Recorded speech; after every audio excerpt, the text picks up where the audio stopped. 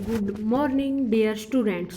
Today we read next part of chapter 5 when people rebel 1857 and after.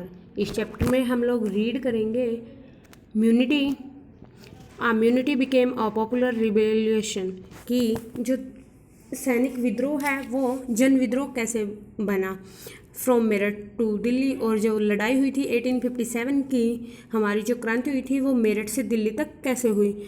Story of Mangal Pandey, इसमें हम मंगल पांडे की story के बारे में पढ़ेंगे, लास्ट मुगल एम्परर बहादुर शाह जफर के बारे में पढ़ेंगे और स्टार्टिंग ऑफ 1857 और हमारी जो रिवॉल्ट हुई थी, क्रांति हुई थी 1857 की, उसकी स्टार्टिंग कैसे हुई थी।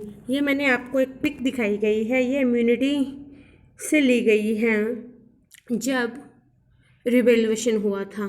जो वहाँ के सैनिक थे, म्यूनिटी का मीनिंग होता है when soldiers as a group disobey their officer in the army. It means जब सिपाही होते हैं जो वो इकट्ठा होकर उनके जो ऑफिसर होते हैं उनके कहने से, उनका हुक्म मानने से इनकार कर देते हैं, उनको डिसओबे करते हैं, तब उसे इम्यूनिटी कहते हैं। और वो रिबेल्यूशन मीन्स क्रांति, वो क्रांति कब बनी। Immunity became a popular revolution through struggles between rulers and the ruled are not unusual. Sometimes such struggles became quite widespread as a popular residence so that the power of the state breaks down. A very large number of people began to believe that they have a common enemy and rise up against the enemy at the same time. For such a situation to develop, people have to organize communities, take initiative and display the confidence to turn the situation around. इसका meaning ये है कि जब जो शासक होता है और वहाँ की जो प्रजा होती है, लोग होते हैं, उनके बीच में संघर्ष होना ये कोई अनोखी बात नहीं है।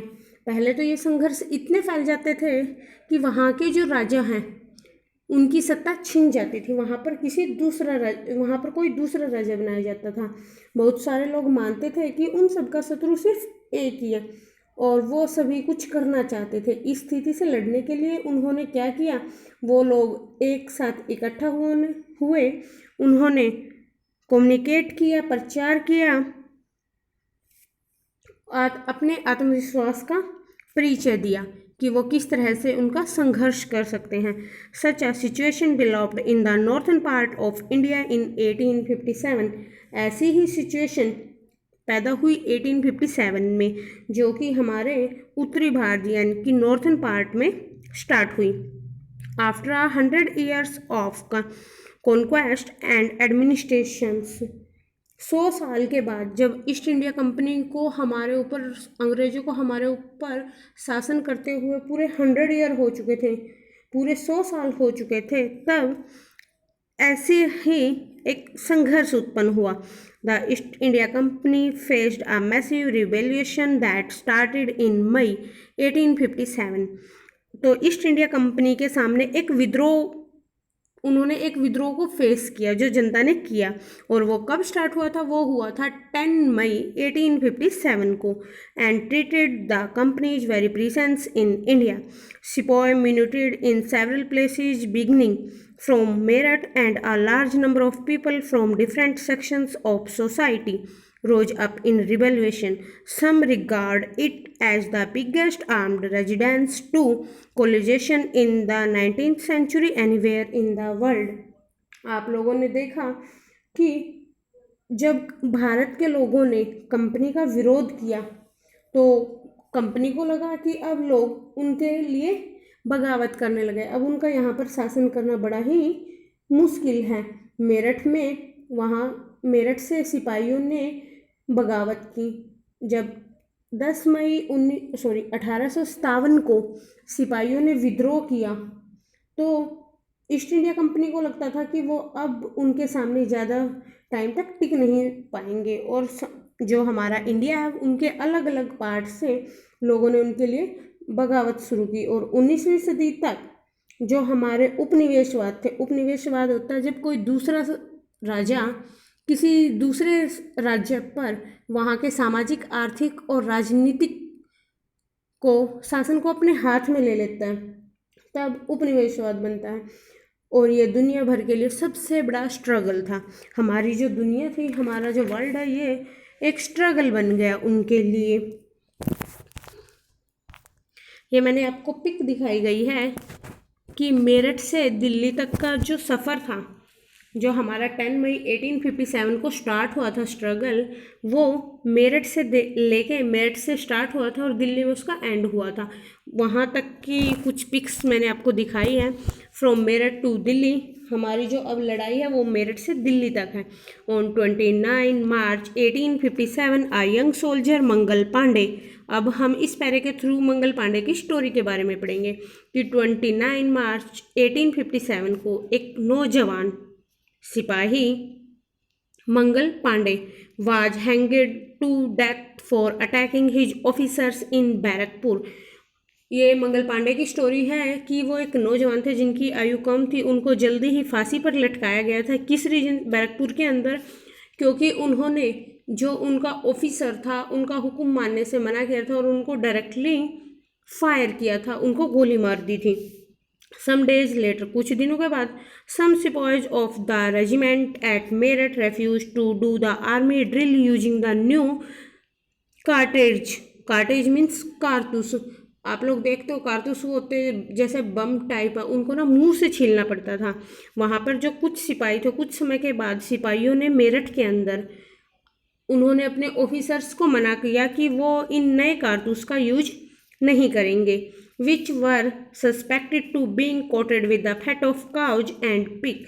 उन्हें शक था कि उसके ऊपर का जो कोट है, यानी कि जो उसके ऊपर का लेप है, वो गाय और सूअर की चर्बी से बना हुआ है। 85 spies were dismissed and from service and sentenced to 10 years in jail for disobeying their officers. This happened on 9 May 1857. जब उन सैनिकों ने कारतूस करने से मना कर दिया, यूज करने से, तो 85 सिपाहियों को नौकरी से निकाल दिया गया और अपने ऑफिसर्स का हुक्म न मानने के लिए 10-10 साल की उनको सजा दी गई। और ये बात कब की है? 9 मई 1857 की। The response of the other Indian soldiers in Meerut was quite extra ordinary.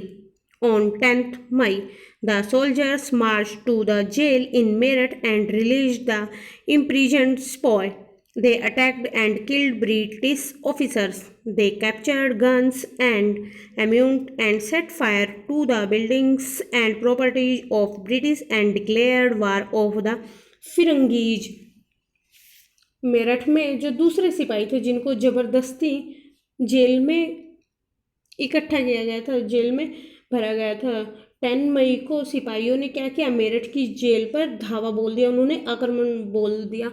और जो वहाँ पर बंद सिपाही थे, जेल के अंदर जो सिपाही थे, उनको आज़ाद करा लिया।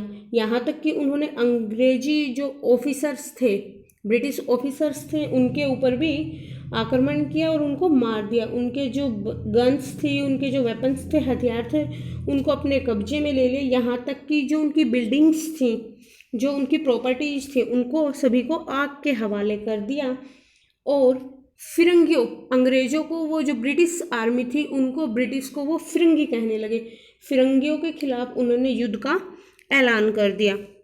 The soldiers were determined to bring an end to their rules in the country, but who would rule the land instead? The soldiers had an answer to this question. The Mughal Emperor Bahadur Shah Jafar. सिपाही पूरे देश में British ruler को समाप्त कर देना चाहते थे, लेकिन सवाल ये था कि अंग्रेज़ों के जाने के बाद देश पर शासन कौन करेगा। इसका जवाब भी उन सिपाहियों ने ढूंढ लिया और उन्होंने कहा कि जो लास्ट मुग़ल एम्परर है जो लास्ट, बहादुर शाह जफ़र, उन्होंने निर्णय लिया कि उनको देश का शासन सौंपा जाएगा, कि वो देश को सुचारू रूप से चला सकेंगे। The स्पॉय of Meerut road all night of 10 May to reach Delhi in the early hours next morning. As news of their arrival spread, the regiment's stations in Delhi also rose up in rebellion. Again, British officers were killed. arms and ammunition-sized buildings set on fire. Triumphant soldiers gathered around the wall of the Red Fort where Bahadur Shah lived, demanding to meet him. The emperor was not quite willing to challenge the mighty British power, but the soldiers persisted. They forced their way into the place and proclaimed Bahadur Shah Jafar as their leader. उन्होंने क्या किया कि 10 मई की रात को सिपाहियों ने मेरठ के अंदर 10 मई की रात को घोड़ों पर सवार होकर अंधेरे में ही वो लोग दिल्ली पहुंच गए। जैसे ही उनके आने की खबर हुई, ब्रिटिश ने क्या किया, उनकी बगावत को रोकने के लिए अपनी अलग अलग टुकड़ियां यानी कि अलग अलग फौज बना दी, जहां बहुत सारे ब्रिटिश ऑफिसर्स मारे गए। लेकिन जो देसी सिपाही थे उन्होंने हथियार और गोले बारूद था जो वहाँ पर उनको अपने कब्जे में ले लिया। वहाँ की जो बिल्डिंग्स थी उनको आग लगा दी। लाल किले के आसपास, दीवारों के आसपास वो जमा होने लगे, जहाँ पर वो बहादुर शाह जफर से मिलना चाहते थे। बहादुर शाह जफर अंग्रेजों की भारी ताकत से दो हाथ करने के लिए तैयार नहीं थे। वो नहीं चाहते थे कि वो सिपाही उनके साथ लड़े, सिपाही मौत के घाट उतारे जाए। आखिरकार वो जबरन महल में घुस गए और उन्होंने बहादुर शाह जफर को अपना नेता, लीडर घोषित किया। ये देखिए आप, अब हमारी जो रिवॉल्ट है वो 1857 की वो स्टार्ट हो चुकी है। सिपोए, आर्यन ने मुझसे क्वेश्चन किया था what's the meaning of sepoy. Sepoy होता है सिपाही, और म्यूनिटी का मीनिंग मैंने आपको पहले ही बता दिया है। The agent emperor had to accept this demand. लेकिन जो बूढ़े वो थे, बहादुर बादशाह थे, उन्होंने उन सिपाहियों की ये मांग माननी पड़ी। He wrote letters to all the chiefs and rulers of the country to come forward and origin a confederacy of India state to fight the British. This step taken by Bahadur Shah Jafar had great implications. उन्होंने क्या किया, देश में जितने मुखिया थे, जितने rulers थे, उनको एक चिट्ठी लिखी जिसमें उन्होंने एक संघ बनाने के लिए कहा, एक टीम बनाने के लिए कहा, जिसको वो अंग्रेजों के खिलाफ यूज करना चाहते थे, अंग्रेजों के साथ लड़ना चाहते थे। बहादुर शाह जफर ही उन्होंने एकमात्र ऐसा कदम उठाया था जिसके जो रिजल्ट्स है वो सामने आए थे। The Mughal destiny had ruled over a very large part of the country. अंग्रेजों से पहले मुगल शासन का बहुत बड़ा हिस्सा था, उनका जो शासन था काफ़ी लंबे एरिए से था। Most smaller rulers and chieftains control different territories on behalf of the Mughal rulers threatened by the expansions of British ruler. Many of them felt that if the Mughal emperor could rule again, they too would be able to rule their own territory once more under Mughal authorities. जो छोटे छोटे वहाँ पर rulers थे, शासक थे, जो मुखिया थे, जो अपने अपने इलाकों पर शासन करते थे, उनको लगा कि अगर बहादुर शाह जफर को दोबारा से शासन दिया जाएगा, अगर उनको दोबारा से राजा बना दिया जाएगा, तो हम लोग भी अपने अपने इलाकों पर बेफिक्र होकर शासन कर सकते हैं। The British had not expected this to happen. लेकिन जो ब्रिटिश थी उनको इतनी उम्मीद नहीं थी कि इन घटनाओं से इतना ज़्यादा कुछ फैल जाएगा। They thought the disturbance caused by the issues of the कारतूस वुड डाई डाउन। उनको लगता था कि ये जो पूरा मुद्दा है वो कारतूस की वजह से हुआ है और उथल पुथल जो भी हुई है वो कुछ समय के बाद शांत हो जाएगी। But Bahadur Shah Zafar's decision to bless the rebel change entire situation dramatically. लेकिन जो बहादुर शाह जफर थे उनके एक निर्णय ने इस पूरी क्रांति को बदल दिया। और ये एक नाटक की तरह, जैसे नाटक होते हैं ना, उन्होंने पूरी रातों रात इस स्थिति को बदल दिया।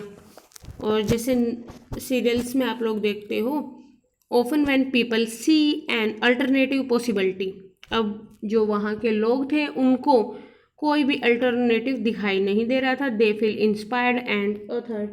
उनका उत्साह और साहस, बहादुर शाह जफर के साथ उनका उत्साह और साहस दोनों चीज़ें बढ़ गई। अब वो ब्रिटिश के साथ लड़ने के लिए तैयार थे।